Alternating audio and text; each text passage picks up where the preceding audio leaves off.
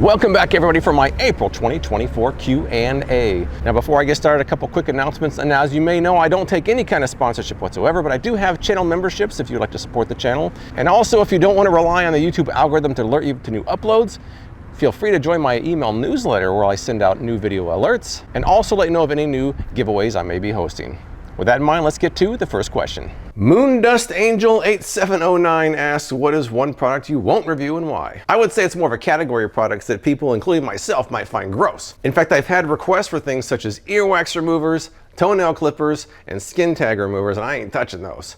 I'll let someone else review those and have all the glory because I'm not doing them. This person asks, what's your favorite category of products to review? For example, kitchen, lighting, etc. To me, anything I can do while I'm outside. I love testing things outdoors, especially this time of year where it's really nice. I think about things like the Fly Nova. That was kind of fun to test out. The rocket copters. When I've tested things on vacation, or even when my son and I just played Frisbee down at the park, tested out a cooling vest. So pretty much anything that requires me to be outside. One Sonic guy asks, I've noticed that even though you quite like some of the products you reviewed, some of them you end up giving away or putting in the boneyard. Why is that? Well, that's a pretty good question. It's got a pretty simple answer. Is just because I like your product doesn't mean I'm going to find it useful. There's a lot of times I'll use a product that works as advertised, but I don't really personally have a use for it, so it ends up in the boneyard anyways. Not to mention I've got so many products around here. I'm always having to make room for something new, so a lot of times good products kind of get filed away with the rest of them, even if they did work well. This person asks, hi there James, I have a question. Are you interested in reviewing more as seen on TV products? Well, that's my bread and butter. It's still my favorite thing to review, although unfortunately these days they don't really put out that many as seen on TV products anymore.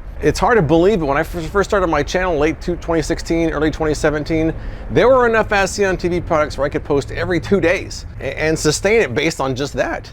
Nowadays, they might put out enough to do a couple a year. Now the as seen on TV companies are still out there, but they're just not putting out as many products as they used to. But I do try to review as many as I can when I see them. This person's asking if I know where I got the black sweater I was wearing in the Out Sunny review. They say I've been looking all over the internet for it and still haven't seen it. That's actually just a black t-shirt. It's from the band Good Tiger. When their album Raised in a Doomsday Cult came out back in 2020, I bought a bundle, a couple shirts and their album on vinyl. That's where I got it at. It's been 4 years. I don't think they sell anymore. I think they're supposed to come out with a new album soon, so maybe they're gonna bring back more of their previous merch, but I wouldn't count on it. I think at this point, if you want to find that shirt, the only place you're gonna find it might be eBay, if you're lucky. This person asks, is the wall behind you a load-bearing wall? Greetings from Paris. Well, hello there, Paris. That's definitely an interesting question. From here over, I think this is a load-bearing wall. And here over is not. In fact, that's open up there. I could put some up there. So inquiring minds want to know, and there's your answer. Mason6300 asks, what camera do you use or used? Your videos are always amazing quality. Well, I appreciate that. The camera I'm using right now is a Sony a7S III with a G Master lens. The lens is as important as the camera sometimes.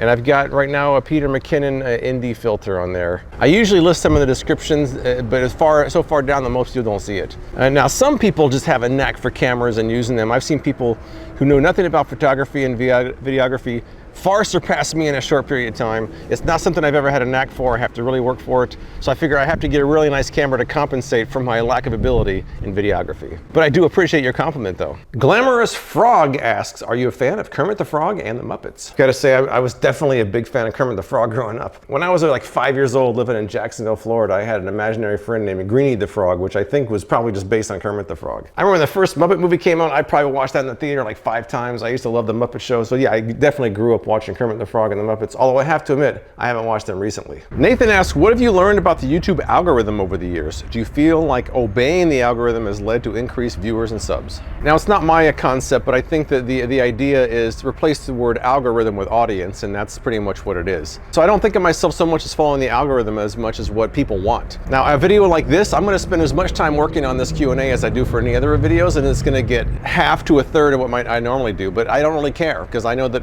people that do watch it will enjoy it. So I put as much effort as I can in anything, even if it's not going to go viral. I kind of think of a band like AC/DC, you know, like they kind of put out the same album every year, and they have that core audience that just likes that. To me, that's kind of what, I'm not comparing myself to AC/DC. I'm just saying that now there's other bands out there that they would kind of sell out and get a bigger audience, or that would change and lose their audience. But I'd rather kind of just pull an AC/DC and just kind of maintain what I've been doing, because that's what I like to do, and that's what most of my viewers enjoy. This person asks, are there any items you gave a high rating to that broke or ceased functioning shortly after your review was posted. One of the most recent ones was the Tonu trash can. Not only did it stop working, but the company basically said, you're out of luck and want me to buy the newer model. I was not happy about that. That's after I bought a bunch of refills too, so I was really salty about that. Also, somewhat recently, the Revolution toaster, which was 350 bucks, that broke as well, so I wasn't happy about that either. It's always kind of a bummer when I give a product a good review and then it stops working right after that. But that's what my update videos are for, right? Keith Dosick asked, what is a recent hobby you have picked up or been interested in? Now, I definitely go through a lot of phases of different hobbies. Lately, I've been kind of interested in AI, good and bad. In fact, I'll let my AI clone handle this question. You know, I think AI can be amazing or ridiculous, kind of like this silly AI clone of mine. But ignoring it would be like ignoring PCs in the 1990s or the internet in the 2000s. It's here to stay whether we like it or not. Next up, someone asked, is there a discontinued item you had previously reviewed that you wish would come back? Now, that actually probably happens more than you might realize. Off the top of my head, the Rock Pals, which I did about a year and a half ago, that one disappeared. I still use that. The Easy Edge Sweeper, I really like that one, and there was a whole bunch of knockoffs, and they all disappeared. All you can find now are really bad models on Amazon. The In-N-Out Mop, I still use that, although it's getting pretty old. That one disappeared. And the Grab-It, I know there's other things like that, but the Grab-It I did like quite a bit, and that one disappeared as well. So there's probably more, but that's all I can think of. This person asked, do you ever feel embarrassed when spending good money for obvious garbage products? The answer to that would be no, because I figure that I might be saving other people from wasting their money on it. So it's kind of my responsibility to spend money on garbage products. I figure for every time I buy a garbage product, I'm probably saving tens or hundreds of people from doing the same thing. So in my case, spending money on garbage products is kind of a public service that I do. Predator Allen wants tips for dealing with going bald. Regarding going bald, I've got two words, and that is embrace it. Man, in my 20s, when I first started going bald, I was not having it. I was not happy about it. I would be all bummed out. The more you try to hide it, the worse it's gonna look. So just go with it, just embrace it. I wish I had started shaving my head even earlier. In fact, if I could get my hair back now, I wouldn't. I actually prefer not having any hair. It's a pain. So, you know, I would just say, all I can say is embrace it. I mean, there's people out there that get the surgeries where they pull their scalp forward or they have implants. I mean, if you want to do that, go for it. But to me, I would rather just shave it off and be done with it. Here's one from Bradass TV asking if I've ever wanted to review something, but the seller outright refused to sell it to you since they know you're going to give it an honest review. That's kind of funny. It's not happened that I know of. Although I've had people ask me if I want to review their products, and I remind them I'm going to give it an honest review, and if I don't like it, I'm going to say so, and then they all of a sudden ghosted me. So that has happened before, but so far nobody's ever refused to send me anything, but you never know. Boatman Hero asks, how old is your pet? How long have you all been family and friends? Well, I have two dogs. Elle I've had since January of 2012. She's about 15 years old. She hasn't really changed much since I got her, although she's been deaf the entire time, but it hasn't seemed to make any difference in her life. She seems pretty content otherwise. Bailey I've had since March of 2015, since she was a puppy. She's 9 years old now. She's kind of the same as well. The only difference between Bailey now and then is she sleeps a little bit more throughout the day. Otherwise, she's still pretty crazy. I got two similar questions here. First up, how did you end up in Vegas? And the other person says, what made you want to move to Vegas in the first place? You mentioned none of your family lives there. This time 30 years ago, say April of 1994, I'd been out of grad school for a year and realized I didn't want to do what I studied. I was working at a mortgage company doing 10-key, which was not very enriching. So my parents asked if I wanted to come out to Vegas for the summer and help them out, which I did, and I'm still here. I've been here for 30 years now. It's a pretty long summer. Now my whole family, except for my brother, all lived out here at the time, but over the years they've all slowly moved away, so now I'm the last one left. Even my kids are not even here anymore. I'm not sure I'm going to stay here forever, but right now I'm pretty content. I generally like living out here. So for now, this is where I'm staying, even though most of my family's already gone. This person asked, what's the most challenging thing about doing YouTube full time? I'm not saying I don't enjoy doing YouTube, because I do, but there is a lot of challenging things about it. Never knowing when to shut off your concentration on it, because you're always kind of keeping your eyes out for the next video. And in my case, I'm always trying to find the next product review, something that's either interesting or useful or silly. So to me, the challenge, I guess, would be the non-stop pace of cranking out videos. This person asked, are you sponsored by Cheetos or just like it that much? That's a fair question. My recent video of the Cheetos duster, I did speak highly of Cheetos. Although my conclusion, I said it wasn't necessary and you could use pretty much anything. But no, I'm not sponsored by Cheetos or anybody. I don't take sponsors at all.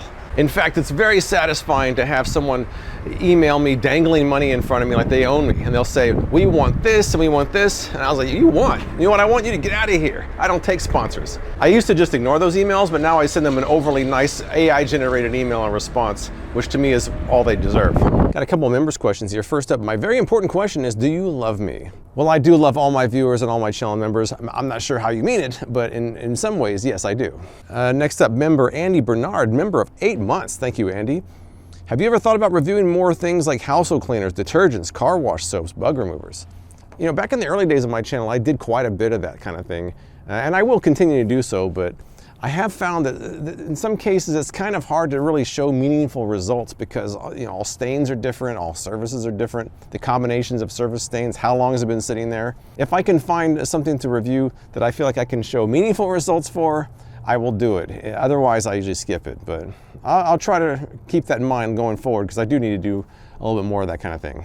This person asks, I love all the Ninja products. That being said, what's your favorite Ninja product or products? I'm a big fan of Ninja products. That chopper I just recently got, man, I love that thing. It's so efficient. It can get through anything. I still use the Ninja Foodie oven on a pretty regular basis, and I also like the Ninja Foodie Never Stick pan. So, I mean, I guess those are the three that I use the most, although I've had a lot of luck with pretty much every Ninja product I've tried. Alvin Close asks, is there one thing that you use all the time and you never thought you would? There's probably many examples over the years, but the most recent one that came to mind when I saw that question was this, the Coolify 2, which at first just seemed like a regular neck fan. I didn't think I ever was going to use it again, but I've used it quite a bit actually. It's kind of a next level neck fan, and it is kind of expensive, but when I had a fever, it actually felt really nice to cool my neck and my head off. I have some neck problems. It applies heat like a heating pad, so it's something that I never thought I was gonna ever really reach for, but I do all the time. That One Lamp 5224 asks, do you ever give anything away or donate the items you reviewed out of the boneyard? Yeah, at this point, I think I just keep a small fraction of what I review, things that I'm either gonna use, or I think I might pull out for a later review. Everything else either gets given away or donated. Now, I know what you see on camera might look organized, but there's a lot of products around here you don't see. There's a stack over there to donate. There's a stack over there to put away. There's some over there I don't even know what to do with, and some in the other room I'm waiting to do something with as well. I'm just up to my ears in products, so I can't give them away fast enough. There's a Goodwill near where I live, and if you ever hit that one, you'll probably see a bunch of my products in there. I just donated about 5 boxes worth. All right, now this is a really good question. Do you ever feel like you're feeding into consumerism, and if so, how does it affect you? Well, I kind of look at it the other way around. I mean, I feel like I'm actually helping rather than hurting the cause there. The fact that I don't take sponsors or paid posts or anything like that, I always give an honest review, and I think that a lot of times I'm helping people decide if they want to buy something or not, and a lot of times I help people decide not to buy something, so people can actually be a little bit more selective in what they buy or what they don't. So ideally, I'm helping curb the problem, not make it worse. Bethany Skinner 9741 wants to know, how did you figure out you had Raynaud syndrome? I remember going to a doctor in my early 20s, and I was like, man, my hands are always freezing, and it was like summertime. And that's the first time I ever heard that phrase before, but over the years I'd go to different doctors and I would talk to them about it, and they all came up with the same conclusion. I mean, I knew that my hands were unusually cold. None of my friends ever had freezing hands, but I was the only one, so I knew there was something wrong. But multiple doctors over the years have all confirmed the same thing, so that's how I knew. Well, that's it for this Q&A. I appreciate everybody who submitted questions. If I didn't get to yours, I'll have another Q&A in about 2 more months. I appreciate you guys watching, and I'll see you next time.